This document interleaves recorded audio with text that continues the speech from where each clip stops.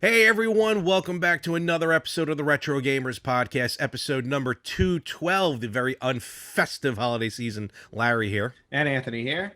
What's going on, Ant? Look at that. Merry Christmas. Merry Christmas. I'm being festive. I'm trying to be festive. Look at me. Festive. You me. are.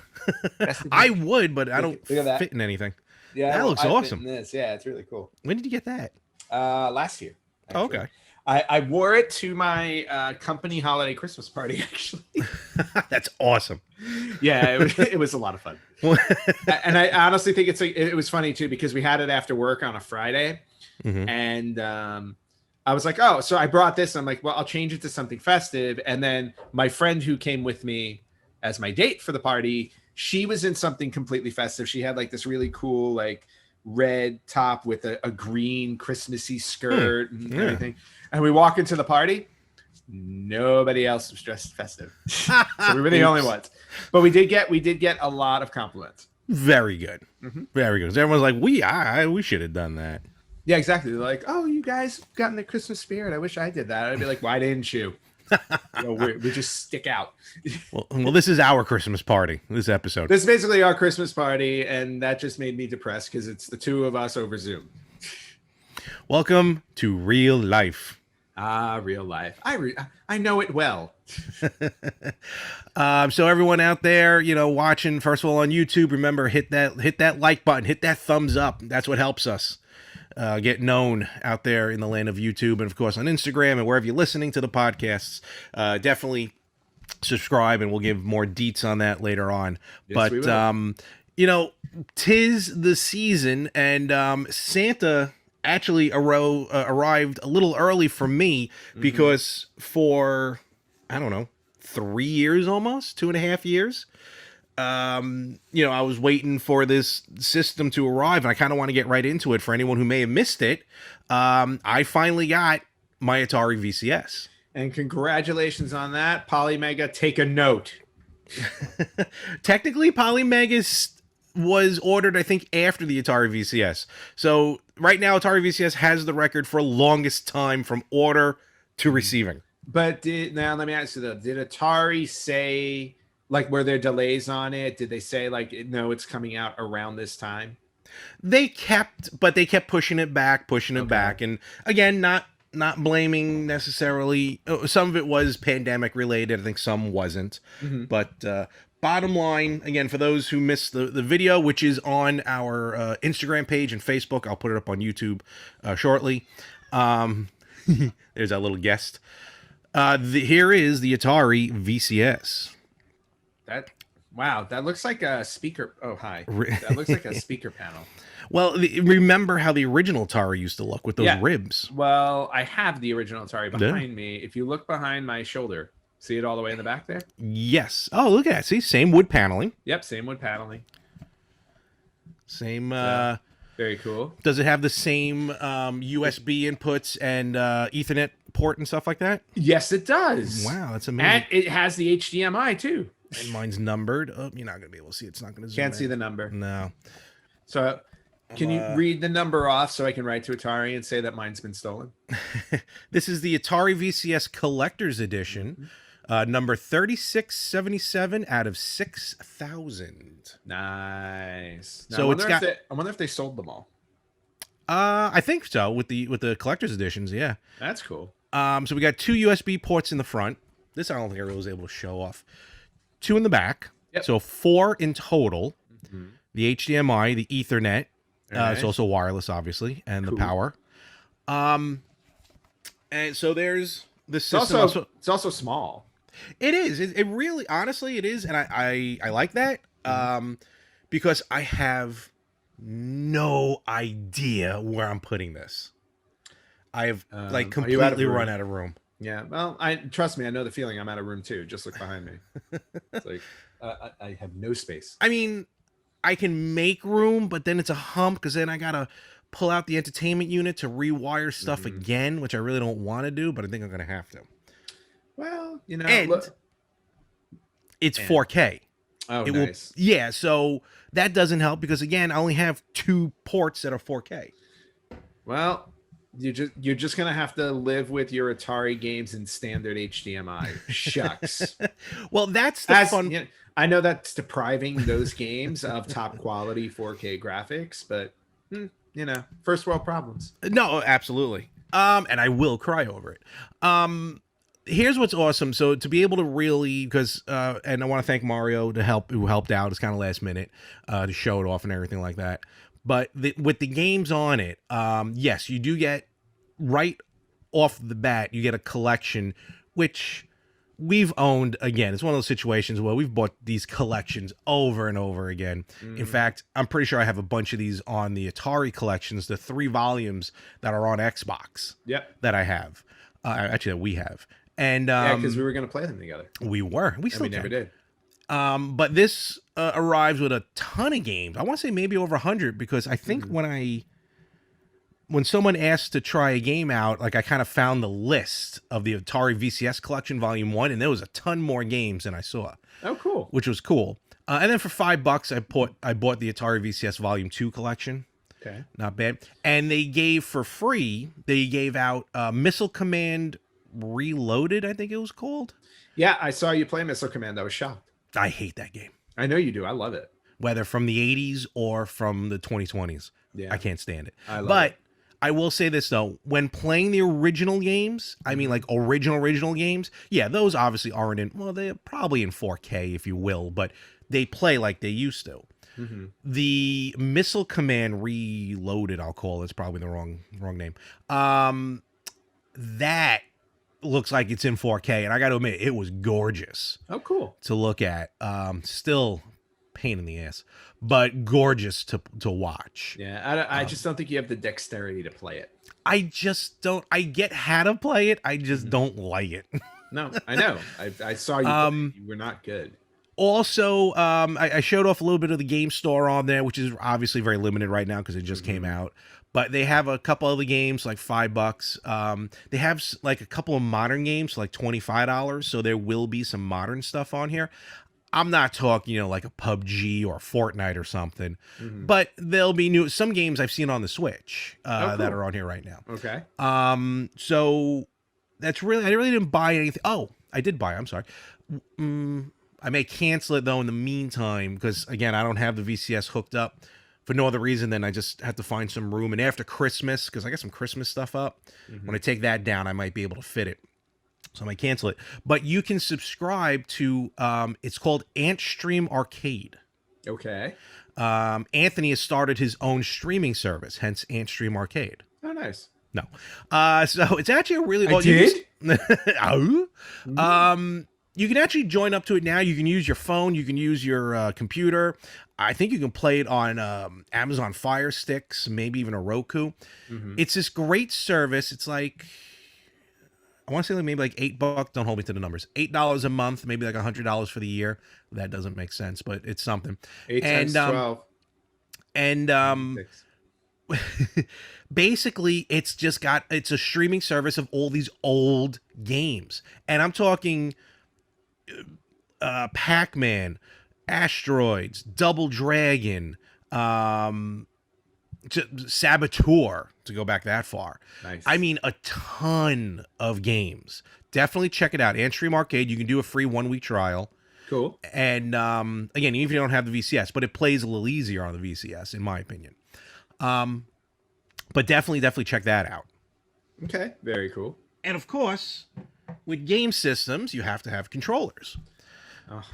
So here is the wireless modern Xbox controller. Yeah, basically. Actually looks like the Switch Pro a little bit. Well, they all look the same. It's like, they're all the same now. The iPhone came out, now they all look like iPhones. Yep. So here's the modern controller. As you can see, there's one orange pad, directional pad here, and then the orange trigger button. Yep. I'm assuming those are orange if you want to play like the old school games to replicate the original controller. That makes sense. Otherwise, it's responsive. The D-pad's a little weird because it's more like it's not a traditional D-pad. It's like a circle. Yeah, it looks like a circle. That's a little weird, but I'll get used to it. At least it makes it different. But if you want, though, they do have an original wireless Atari controller, which is really cool. I like that a lot. This thing is awesome. It's responsive. I thought I broke it when I was twisting it, but you do that for Breakout. Yeah, I was going to say they basically replace the paddles. Yes. By making the joystick. Yeah. Absolutely. And what's cool is, I don't know if it came through on the video, but when you're playing and when you move the joystick, this ring around the joystick lights up. Oh, cool. And whatever direction you go in, it lights up. Oh, very cool. So that's pretty cool. Very, very old school feel when playing with this original controller. So did you feel like you were like 4 years old? No, I'm not gonna lie. Like, because when you boot it up, like Asteroids is just, because it's happens to be the first one that comes on, so you play it first. Like, all right, let me just get in there to play it, and yeah, I got a heavy sense of nostalgia, almost to that same feeling I got when I first hooked up the mini NES, the NES Classic console. Yep. And I threw on the filters to make it look like an old television. Yeah. And it just swept over me. Like, I can't, this is what it felt like when I was 6. Or in this case, 4. When I had the Atari. That's awesome, though. Awesome stuff. Overall, very happy with it. What the part I didn't get a chance to talk about was like the actual, when I booted it up and everything. Definitely takes some time when you first boot it up. Okay. Atari has said hardware-wise, it is good to go. Software-wise, they're still working out some bugs, and I think I see where some of that came into play. It took a long time for it to update and everything. Not because it's slow, just it was a ton of updates. To the point I even put a picture up. Like, it went into the BIOS to update, and I thought the damn thing crashed. Oh, wow. Okay. But it was the way it was booting it up. I did feel in a couple of spots there may have been a little bit of lag between the controller and the system. Again, I'm chalking that up to the software that will be updated down the road. I'm comfortable with that. But otherwise, getting it all booted up, getting it onto the 4K, signing up and everything, that all went pretty easy. But the one major issue I do have, which is not stopping me from playing, but Ann, I'm going to ask you to pop in a quick, maybe like 11 seconds, if not shorter, video right here of the cooling fan. Okay. Of this machine. It sounds like it's taking off, so we're gonna put that kind of right here. So Ant, kind of do what you have to do to put it in.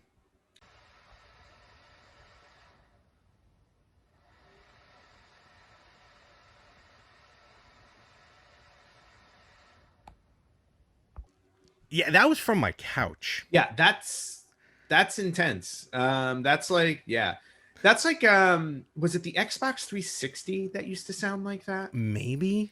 There was another system, like I remember, like when it would boot PS2. Up. PS2. When PS2 would boot up, I'd be like, oh, wow, okay. But of course, back then, you didn't really care because the system was awesome. So you're like, you weren't worried about, oh, that sounds really loud. Is it going to blow up? Your PC was that loud. That's what you just assumed. Yeah. Like, you're like, wow, the PlayStation is really quiet.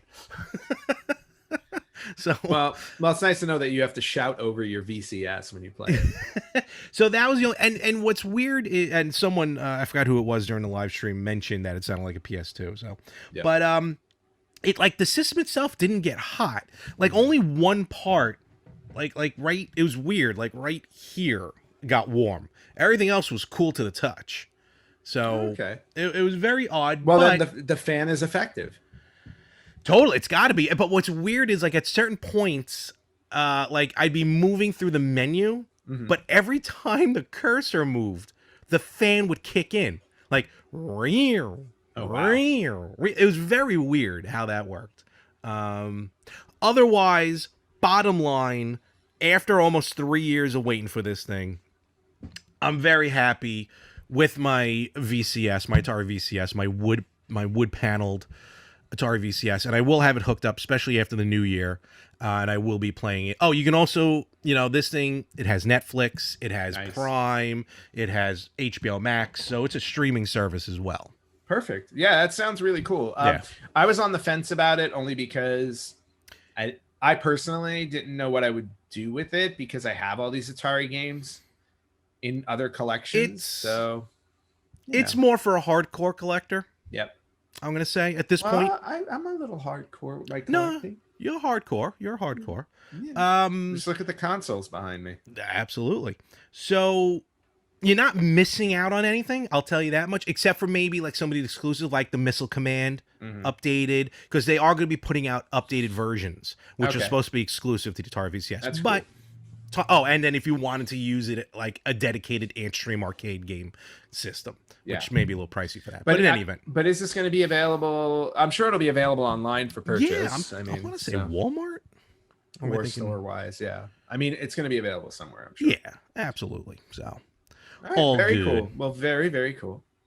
So, otherwise, it's on Walmart. Actually, I'll tell you right now. Holy Hannah! What? For everything I have, the 3 items I showed you right now, $390. Wow! And ships in March, the end of March. That seems like a lot. I feel like I paid just under that. Okay, that seems like that seems high for that console. And what it gives you. I mean, it is remember, it's more than just the gaming, so it's a lot to it. But nevertheless, and this one's a different color. This one's the carbon gold. Ooh. Yeah, there's different colors, different versions. So for carbon gold, you pay an arm and a leg. There you go. All righty. Actually, that comes out to the same price as the PS5 digital edition. Basically. Gee, which one would I choose if forced? Well, you already have, maybe. Aren't you getting a PS5? No, I have a PS5. Oh, that's right. Oh, no, I'm thinking of something else. All right, yeah. Thinking of the swap. All right. Nope. That. Well, no, I have another retro console coming. That's what I meant, yeah. Eventually. Which I think, I don't know if I mentioned it here, but I think I know what it is. You have not told me, but I think I know. No, you haven't. I haven't told you. And to be honest with you, I don't know when I'm going to get it. So when I do get it, I will allow you a guess. Oh, fair enough. Before I reveal. So. Cool. Yeah. All right. Do you have anything happening? So let's see what has happened over the past week on my end. Life is just zooming by. It was a busy week, of course. We're coming up on the holidays, so the mad dash to send presents and all that stuff because I have to mail them. Thank God for Amazon. Yeah, I know. Well, and it's funny too because I mean, normally, I haven't lived in New York in a very long time, and I'm used to getting gifts in the mail. But I do find it weird that, like, when I look under my Christmas tree, I just have a bunch of Amazon boxes, and I'm like, I was like, this is par for the course now. I was like, I get everything through Amazon. But I did play another and complete another game. Wow, look at you! Challenge. You're killing me, Smalls. Well, I downloaded that Capcom Beat 'em Up bundle, and Rich and I have been doing like Thursday night gaming. Okay. So we plowed through another one on the Capcom Beat 'em Up bundle. Me, myself, Rich, and Jack, his friend Jack, who's really cool. And this time we went through the King of Dragons. The King of Dragons. Trying to remember. Yeah, it came out in 1991. It's a 3-player game. Which is really cool. And let me tell you something. I have to say, of all the ones on the Beat 'em Up bundle, that one was all of our favorites so far. Really? Yeah, it flowed really well. Like the animation, like all of it's really cool. Granted, all of these games play the same. Yeah.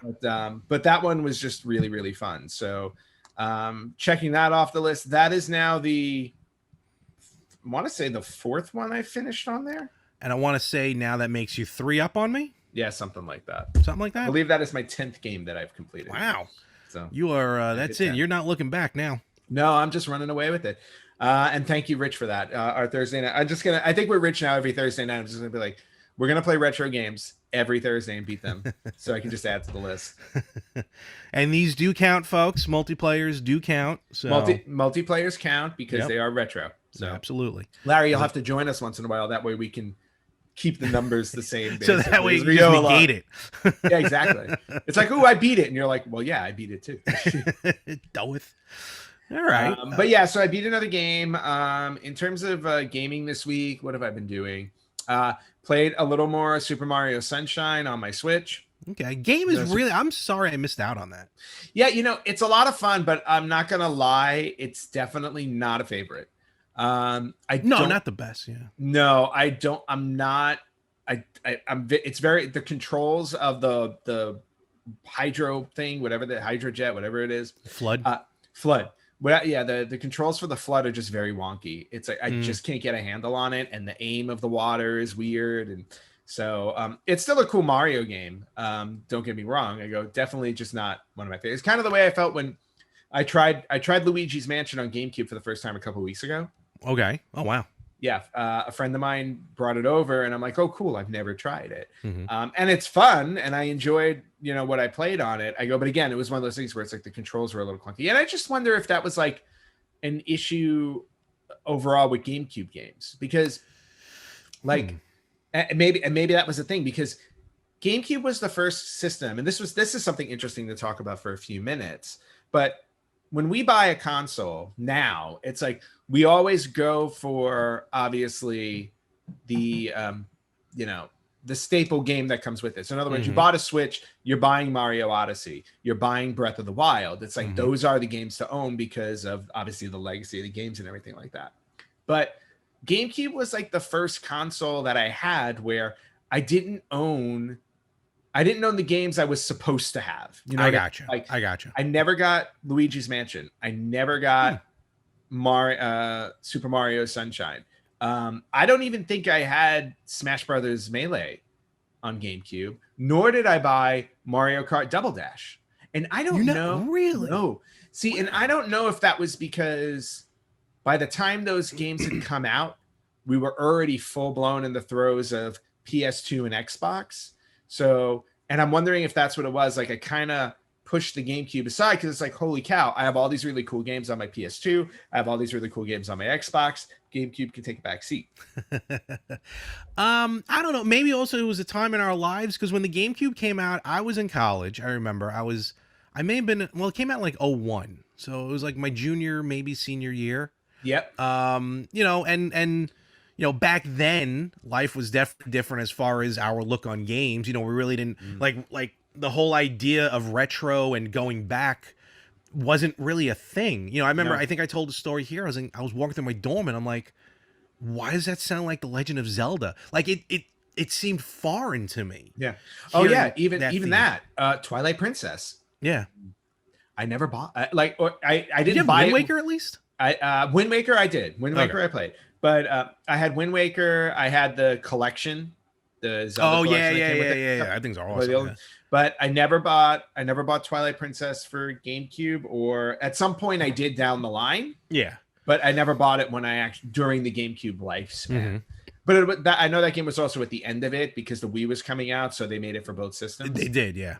But then I never bought a Wii. That's true. So it was very weird. It was like I just noticed that the early to mid 2000s, I kind of fell off Nintendo a bit, and I think it was because like PS2 was so awesome, Xbox was awesome, and then the 360 came out, and I was just all in on the 360. Yeah. So, no, I agree with you on that. Yeah. All right, I can see that. Yeah, no, for me though, I mean, I picked up those games, and I definitely I remember playing Luigi's Mansion. I love Double Dash; it was awesome. And the controller, which is why I don't know why, the one thing Nintendo dropped the ball on with that Super Mario 3D All Stars is the ability to use the GameCube controller for Super Mario Sunshine. Yeah.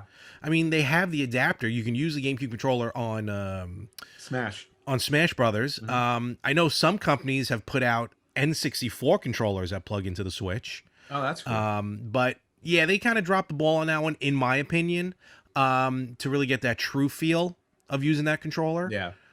But yeah, even back on the GameCube, because remember, there was so many buttons on the GameCube controller. It was ridiculous. Yeah. And it was, again, Nintendo, showing off the guns. This is what we can do. A great game, just trying to incorporate more of a GameCube controller than obviously what they would ever imagine with a Switch controller. But nevertheless. Yeah, and I'm actually looking at my collection. I'm trying to figure out what exactly did I play on my GameCube that I remember fondly. And the two games that stick out are Wind Waker, of course, and Batman Vengeance. Yes, yeah, I never played that one. And that was a great Batman game. Absolutely great. And obviously very underrated. I don't think a lot of people played it. No, I don't think so. I gotta go back. Fantastic. Yeah, so if you've never played Batman Vengeance, I urge you to go back and give it a shot because you won't be disappointed. And I have a good collection of GameCube games. Yeah, it kind of playing through Batman Vengeance reminded me almost of the animated series when I played through it. I think I think I had a little bit of a look that echoed that. I think it had some basis on it. Yeah. Yeah. But obviously in a 3D environment. Of course. So, but yeah, really, really cool. But yeah, just realizing like I kind of neglected my GameCube. And now obviously going back, I'm starting to pick some stuff up again. But with Mario 3D All-Stars, Sunshine definitely I can say not my favorite Mario game. And I'm not saying that means it's bad. It's still fun. Just not my favorite. I haven't played Galaxy yet because I'll finish Sunshine before I move. Galaxy, I had a blast with Galaxy. I heard Galaxy is really awesome. So yeah, that one's cool. So speaking of Mario though, I want to give a quick showing here.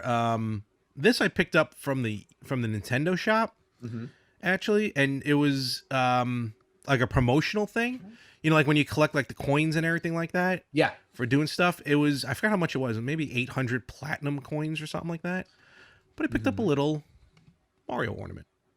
Oh, cool. So very nice. Yeah. So yeah. Thing. If you see my tree in the back, all the way in the back there, there are a bunch. Yeah, see it all the way down there? Yeah, look at that. Yeah, it's kind of weird. It's enveloped in light. I have a lot of video game ornaments on there, and the new one I bought this year from Hallmark was the Legend of Zelda NES cartridge. I was eyeing that, and I'm like, he's gonna pick that up. I know he is. Oh yeah, no, I actually did you see the other ones. I bought it like 2 months ago. Yeah, that's when you got to do it. Actually, yeah, because they disappear. Did you see the other ones? They have like an NES system as an ornament. Hallmark does, and an NES controller. Yes, and I'm probably gonna pick those up as well because I think at some point I want my tree 1 year to just be all video game ornaments. Do I have any video game ornament? I have a Mario hanging. I don't think he's technically an ornament though, but I got him on the tree. Yeah, no, I have like the ball you just had. Like I bought a set of 4 a couple years ago at GameStop, like after Christmas. Okay. Of Mario, it's like Mario. It's a mushroom on one. Oh, okay, Yoshi's cool. on one. And then I have a Donkey Kong arcade from Hallmark. Yes, also. yes. And I forgot about those. Yeah, and actually you press the button and the music comes out. Yeah. I have a Link Legend of Zelda one where you press the button and the Legend of Zelda theme plays. So That's I definitely have a good number of video game ornaments, but that's one of my goals actually. And I was talking to my friend about that, my friend who's staying with me, that I want my Christmas tree to reflect basically most experiences in my life. So in other words, like when you look at my Christmas tree, fair enough. You see, I buy ornaments for like places I've been, things I've done. So ultimately I'd like my tree to just reflect all of that stuff. So when you look at my tree, it's like, oh, what are all these things? Literally, it's my life on my tree. Gotcha. But video games are such a large part. Like I would love to just make a separate or just have my main tree be all video game related. Okay. Yeah. Sounds like a goal. You know who's probably going to have some awesome like exclusive ornaments? Besides Hallmark? But you're going to limited run games for it. Shut up.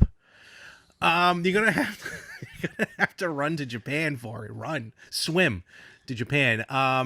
Because I'm sure the new Super Nintendo World is going to have a lot of exclusive ornaments. Oh, I'm sure when next holiday season comes around. There's no question about that. Or if you want to wait for it to show up in Florida. No. Right. I will be as soon as I'm able. I will be going to Japan to see Super Nintendo World for myself. I will not be waiting.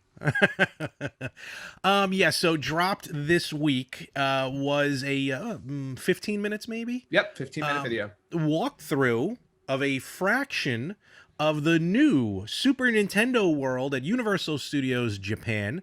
Shigeru Miyamoto, the self-admitted father of Mario and Luigi, he is their baby daddy. I want to know who the baby mama is. That's gonna be interesting to find one day. Yes. So and he did an awesome walkthrough, and I gotta say, this place looks amazing. It literally looks like you've stepped into the video game yourself. Like the colors, the design, the just all the nuances. Like even like I was watching him walk through, and as he's explaining like certain parts of the land, I was looking beyond him to see all the other pieces, and I'm like, the detail is just insane. And as somebody who's worked in theme park build, it's kind of like because you can just look at it overall and be like, all right, it looks really cool. I was like, but I did work in theme parks for a number of years, and part of the job is just zeroing in on the details. And I gotta say, they spared no expense. They went all in, and it's just absolutely beautiful. Absolutely beautiful. And they say it's like a fraction of the size. I mean, admittedly, like when you're watching the video, like at one point you're like, oh, that's it. But I'm guessing there's a lot more to it, as they said. But just to start it off, you just talked about the video. I mean, first of all, just when Miyamoto explained how they took time to try and bring some of this stuff to life, you would think, all right, it's just making oversized caricatures.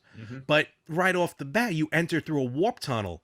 We've never actually seen what it looks like going through a pipe. You're correct. In Super Mario Brothers. So the way Miyamoto explained how they had to sit down and kind of think about it, it was pretty cool and kind of made sense. And even the very simple, very basic quality of it was like, all right, that would make sense. Yep. The only thing that would make more sense to it, and it's funny because if you go to Universal Universal Hollywood, Universal Studios Hollywood is built basically on a series of hills, right? So I had already said this to people at Universal. I said, if you don't make a slide, a pipe that you can go in and slide into the Super Nintendo world in Hollywood, you're missing out on gold. That's a gimme. That's like, not everybody has to enter that way. You can go through a regular walkway, but you need to give an option as like a ride or, you know what I mean? Like an experience where you slide in the pipe, it makes the noise and you get spit out in Super Nintendo world. That would be awesome. Sliding down the pipe, you swipe your credit card at some point. No, it just automatically charges you as you're going down. It goes into your pocket. Oh man. And then walking through and I don't want to give too much of it away. I mean, it's all in video, so don't get me wrong, but go watch the video. They take a nod from Disney with that wrist the wrist contraption there. The wrist, it looks actually, if you're watching us on YouTube, it looks kind of like this. Yes, like that. What is that? This is a Magic Band for Disney. Oh, okay. So I think they called it. Did they call it the Power Up Band? Something like that. Something like that. Yeah. Because the park is very interactive. Yep. Which also leads me to wonder what the lines are going to be like. The lines are probably going to be insane for a long time, and also, fair warning, in Japan, people in theme parks know how to wait in line for a very long time. They've practiced. No. I mean, like, when I would go there for work. And there's a dinosaur themed roller coaster in the Jurassic Park area. Okay. Makes sense. I've seen wait times there for like 8 to 10 hours. Oh, you've got to be kidding me. No, you look at the number. I'm like, wait, 460 minutes. How many? What is that?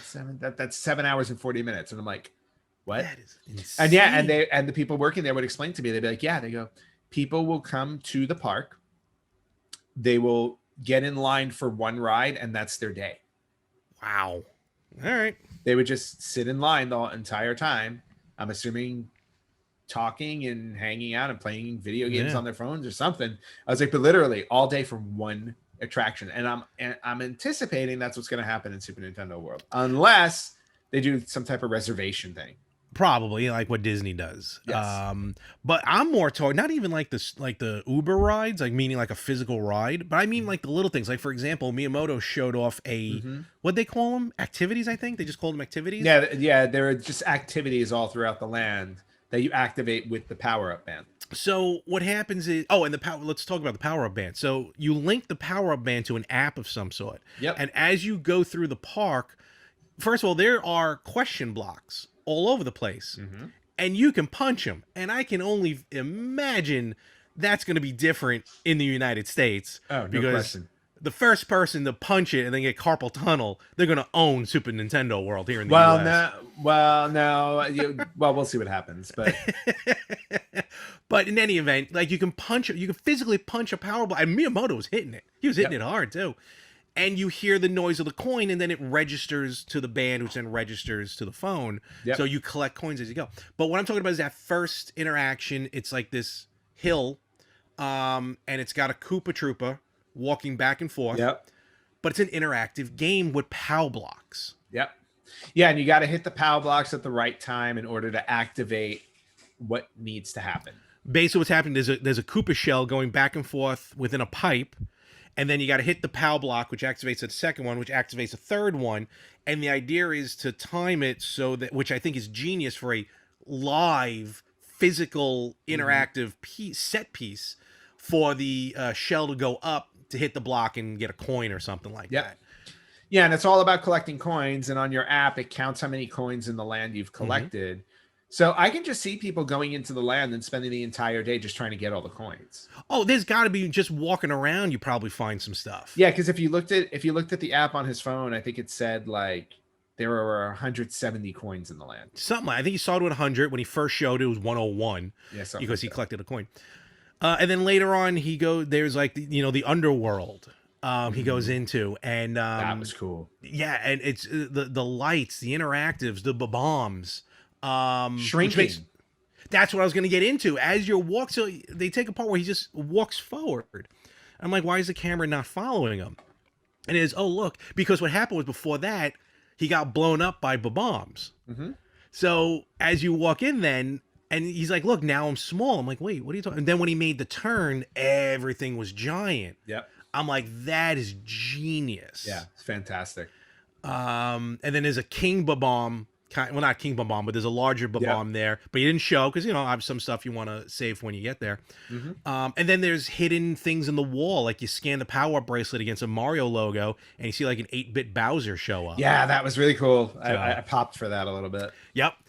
So very interactive. The ride that they kind of showed but didn't show in motion kind of reminded me of the Toy Story ride in Disney. Yes. Where you sit in a kind of a car or something, and then you get these virtual reality goggles, or augmented reality goggles, and then you go around firing stuff. I think there's a ride like, right? Toy Story kind of does that. Toy Story is just a regular. One of them's like a 3D. Okay. One's a 3D shooter, and then the other one's like a practical shooter. Yeah. But no, this thing looks awesome, and then of course the restaurant looked awesome. Oh yeah, the restaurant where all the toads work. It's nice. It's nice to know that in the real world they're just using toads as slave labor. First of all, Miyamoto started getting frustrated with them. Yeah. It's like obviously it's a pre-recording of the video, but he's like, well, you don't want to listen to me? What's happening? No one's paying attention. The toads are just walking around. I'm like, does Miyamoto know that these things aren't real? No, because that's how immersive the experience is. He thinks they're actually real. So. But the food looked, oh my god, like the little POW block cake. Well, first off, I hope people like mushrooms. Yeah, a lot of mushroom flavored stuff. All right. Oh, can I just point out? Yeah. Not even in the cafe, but the mushroom flavored popcorn. Yeah, I mean, I can't wait. That's got to be a cultural thing. Well, no, when you go to Japan, there are a lot of oddly flavored items, and I have to say, a lot of them are surprisingly good. Oh, I'm sure. I'll take your word on that. You will, yeah. Until we go there, because yes. we're gonna take a trip. We're taking a trip there. Listen, I'm game. So literally, absolutely, yes. So and then of course they finish off Bowser's Castle. Yes, which looks ridiculous. I know. It looks like it was plucked right out of the game. No, it does. So I want to, again, your opinion, as you said, you've worked in theme parks, you've had your hand in some theme designs. Like overall, what do you feel? about this, as an interactive experience? And also, again, he said this was only a fraction of the size. Do you even know? I don't know if you have any, not insider info, but if you have any deets as to maybe how big this thing is, and are there other quote unquote levels? There are definitely other areas in there, but my experience with it is based off of just what I've seen online. Okay. Even when I was working at Universal, they were very tight-lipped on it, so Fair enough. you could not get any information out of them. Okay. But just based on the images and everything like that, I can say that even what he showed, yeah, I agree. It looks like it's just a fraction of it. And from, like I said, from the detail of his walkthrough, I can't imagine anybody being disappointed in this land at all. Whereas, I'll give a good example for like a comparison. When I went to Star Wars Land at Disney, right? That was the biggest thing everybody was talking. Oh my God, Star Wars Land's going to be amazing and all this stuff. And you walk in there, and I get and I understand what Disney did. Disney's idea behind Star Wars Land is they wanted it to feel like you were on a planet in the Star Wars universe, which was fine, right? So you walk in and you feel like you're walking around in just this planet, and there's like a trading post and all that stuff. But walking through it, it kind of felt lackluster because, again, it's like hunks of rock everywhere, and there are a couple of shopping areas and a couple of food places. And, I don't want to say it was, I don't want to say it was terrible. It was just underwhelming. It was like, okay, I kind of wanted a little bit more. And they were going for the whole thematic experience of like stormtroopers are walking around and they total immersion. Yeah, they were trying to go for total immersion. And I didn't feel it. You know what I mean? Like, and I get it. I go, look, it's one of those things where it's like, I'm also not the biggest Star Wars fan, so it could be that plays into it as well. But yeah, so but now compare it to this. And again, I'm only going off of videos I've seen and stuff like that. I haven't been there yet. From the second you walk through that pipe, I don't even know if you can see the rest of the park. So in other words, like Universal Japan, specifically Japan, they're really, really good at separating you from the rest of the park. So perfect example is their Harry Potter world. You walk through basically like you walk down this pathway surrounded by trees. So it's almost like you're in a forest. And then you turn around into Hogsmeade in Harry Potter Land. You can't see the rest of the theme park. So literally all when you're looking around you is like, this is all that there is. And that's exactly what this looks like. So it looks like once you go through the pipe, you're no longer in Universal Studios. You're just in Super Nintendo World. I feel like that kind of reminds me going back to Star Wars Galaxy's Edge. I remember when it first came out, they were like, they're waiting for trees to grow to block your view of like the mountains of California and stuff like that. Again, for that total immersion. So that kind of makes sense how you walk through the pipe, you're in Peach's castle, total Super Mario 64. I want to know the first idiot who's going to try and jump through one of those paintings. Oh yeah, somebody's going to. People are just going to take pictures going splat up against them, But have you read anything about, because I don't remember, I feel like I remember hearing about there's going to be like Super Mario Kart stuff. Is there a Zelda? Is it going to be a Zelda world or something? Like, do you remember reading anything? I can only imagine that there would be like the Mario Kart is the ride in Koopa's Castle, obviously. Oh, that's right. Yeah, you're right. That's what the Mario Kart experience is. In terms of Zelda, I haven't heard anything yet, but knowing Universal, they're well known for their expansions, and Nintendo obviously is so ripe for expansion. It's already got to be in the works. Like, I'm assuming, like, I would think, like, if you think about Nintendo's library, I've got to think they're doing something. They've got to be planning something Zelda. They've got to be planning something Donkey Kong. Like, imagine Donkey Kong Country as like part of the Super Nintendo world. Can you imagine that? Like, they could have literally built a theme park on their own with their properties, but obviously they entrusted Universal with it, and based on what I've seen, Universal's not disappointing. You know what? Let's just go straight to Wikipedia. What do they got? Universal Studios. Japan, Super Nintendo World is wedged in at the northern end of the park, west of the Wizarding World of Harry Potter. Yep. So if you know where that is, I do. The pipe leads. Guests exit. They entered 2-level courtyard. Oh, here we go. On November 30th, 2020, it was officially announced Super Nintendo World and Universal Studios. First of all, it's going to open to the public February 4th, 2021. I feel like they gave a different date on the video. No, it was February 4th. It was February 4th. Oh, it was? Okay. In the video, yeah. It was also announced that Phase 2 is currently in construction. This is all from Wikipedia. and will possibly be based on the Donkey Kong Country franchise in time for the 2020 Summer Olympics that now are in 2021. That got pushed to 2021. So you got Mario Kart Koopa's Challenge, Yoshi's Adventure. These are the attractions. Yep. The Power Up Band Key Challenges, as they call them. Yep. All right. And then, yeah. So you already have 2 attractions to ride in there, and Donkey Kong Country is coming. And also they're looking to open up Super Nintendo World, of course, here in the U.S. and Universal Studios Hollywood and Universal Studios Florida and Universal Studios Singapore. Yep. So there's a lot. All yeah. Right. They're clearly making sure that that Nintendo World is available worldwide, like and in most of their parks. Yeah, and each one is going to be kind of exclusive. Like the one in Hollywood is not going to be a cookie cutter copy of the one in Orlando, which is how Universal is anyway. Yeah. No, they're not. Yeah, they're not copy and pasting. Yeah. So it'll be interesting. No. I mean, basically, like you do like Harry Potter is basically the same in every park, except for Orlando, which has this second area of Harry Potter with Diagon Alley. Like, no, I don't think anybody else has that. But Hogsmeade was like a direct lift all across the board. Gotcha. So.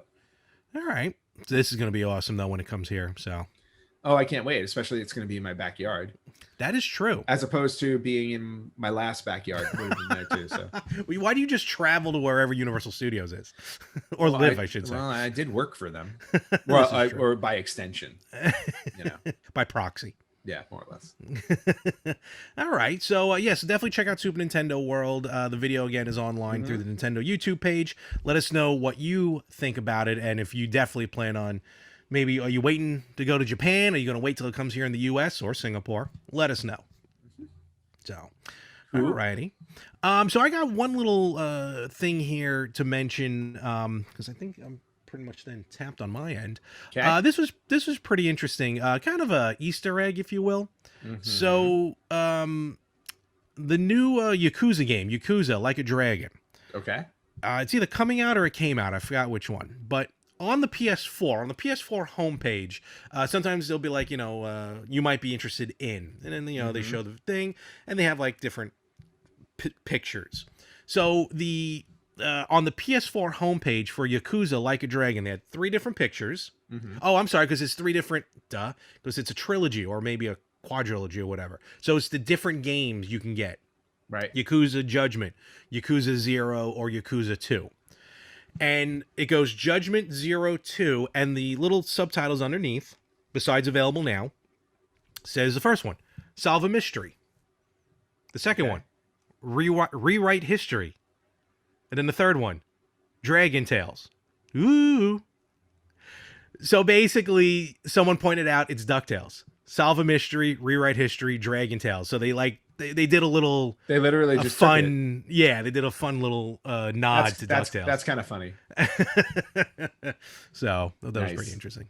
Very cool. Short, very tiny, but very cool. Very cool. Very cool. Other than that, that's pretty much what I got. Yeah, and I think before we close out this episode, I just there's one very important question I need to ask you. Did you ask Santa for anything in the video game world? No. Because you bought it all yourself. I mostly already have it. Yeah. I mean, the Atari VCS showed up, so I'm good to go with that.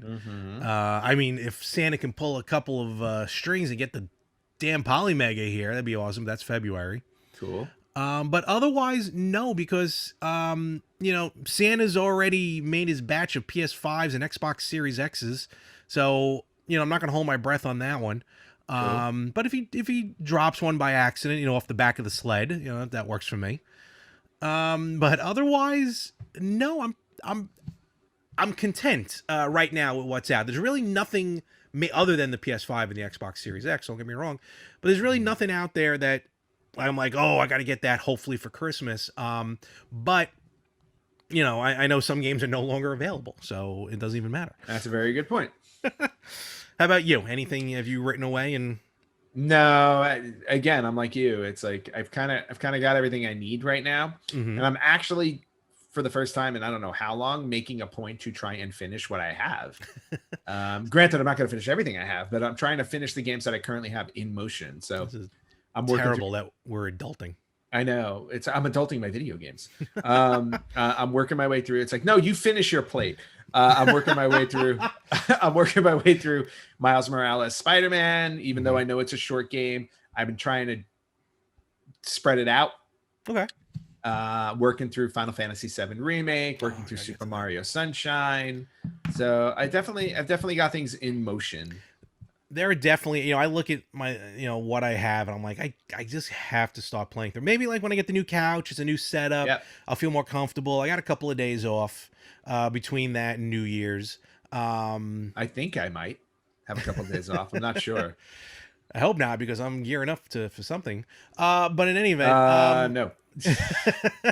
But otherwise, I'll probably just take it easy and play the games here that I have. But let's just real quick, I do want to mention we got to talk about Cyberpunk. Yes, we do. I mean, what the hell? Yeah, talk about the ultimate letdown. I mean, people are just reaming it, and rightfully so. They've earned it, because if you don't have a PC, good luck trying to play this game. I mean, frame rate issues, glitches galore. I just read online that save states may be corrupted if they're too large. And when I say too large, I'm not even talking gigabytes. It's like if it's over 8 megabytes, it may get corrupted. It's like, and this was a game that got pushed back pretty much most of this year. It almost, yeah. I was gonna say it almost got released in 2077. Yeah, and you know what? It may need to be in order to be right.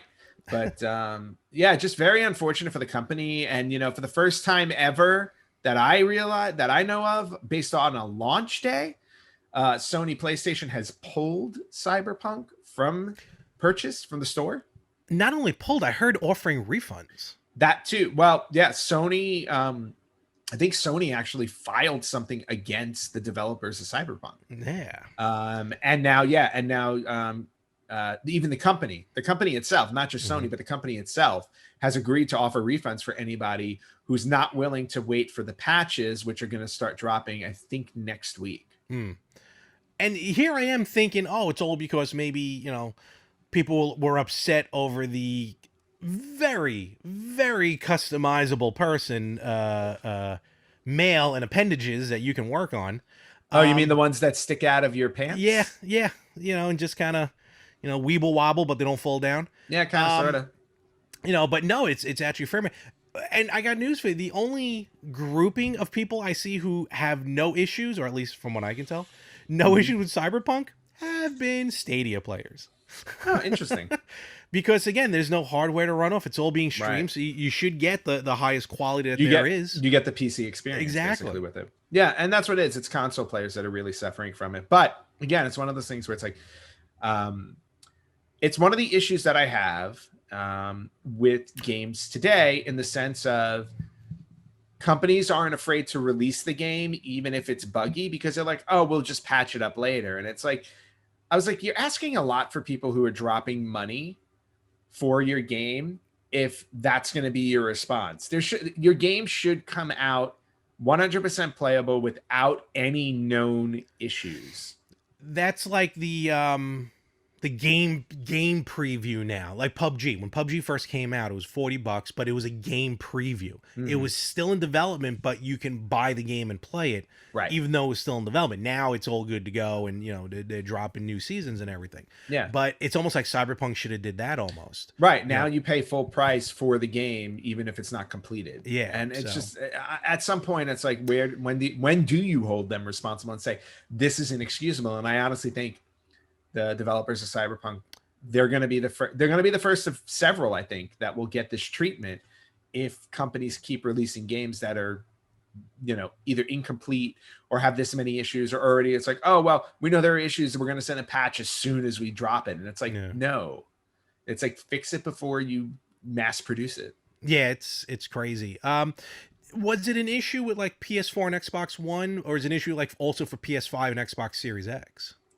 No, I think it's just. I think it's all the consoles. In Okay. general. Yeah, all the consoles are suffering from it. All right. So, well, Cyberpunk.